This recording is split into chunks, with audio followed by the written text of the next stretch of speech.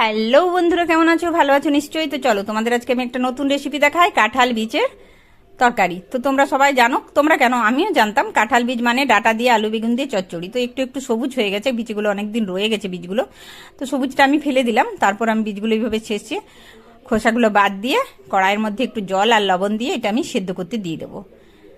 তো সেদ্ধ হয়ে গেলে আমি এটা মিক্সিং বলে দিয়ে একটা পেস্ট বানিয়ে নেবো। তো চলো, আমার সেদ্ধ হয়ে গেছে। এবার আমি বোলের মধ্যে দিয়ে দুটো কাঁচা লঙ্কা দেবো, দিয়ে আমি একটা পেস্ট বানিয়ে নেবো। তো পেস্ট হয়ে গেছে, চলো পেস্টটা আমি ঢেলে নিলাম। হাফ চামচ লঙ্কার গুঁড়ো, হাফ চামচ কালো জিরে, হাফ চামচ নুন দিয়ে ভালো করে আমি মাখিয়ে বড়া বড়া আকারে ভেজে নেবো।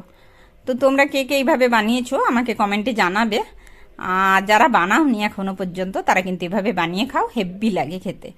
আর তরকারিটা আমি পুরো নিরামিষ বানাবো। তোমরা চাইলে পেঁয়াজ আদা রসুন দিয়েও বানাতে পারো। আদা তো থাকছেই, পেঁয়াজ রসুন দিয়ে বানাতে পারো। তো আমি এটা সম্পূর্ণ আদা জিরা দিয়ে বানাচ্ছি। ওই কড়ার মধ্যে আমি তেল দিয়ে দিলাম, দুটো এলাচ, দুটো লং, দুটো দারচিনি দিয়েছি, আর দিয়েছি একটু আদা জিরা বাটা।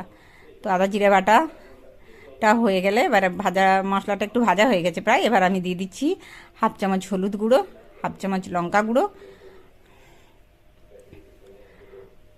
আর তার সাথে একটু টক দই ফেটিয়ে রেখেছি, ওইটা দেবো। তো দেখো মশলাটা আমার ভাজা হয়ে গেছে প্রায়। এবার আমি দইটা দিয়ে দিচ্ছি, দইটা দিয়ে একটু ভালো করে কষিয়ে নেবো। এরপর আমি একটু সামান্য চিনি আর একটু লবণ দিয়ে ভালো করে মশলাটা তেল ছেড়ে গেছে, এবার আমি জল দিয়ে দেবো।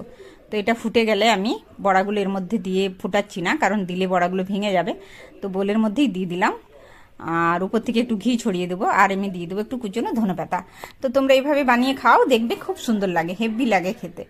তো কেমন লাগলো আমার রেসিপিটা আমাকে কমেন্ট করে জানাবে, আর পারলে একটু শেয়ার করে দাও আমার নতুন ফলোয়ার্সরা।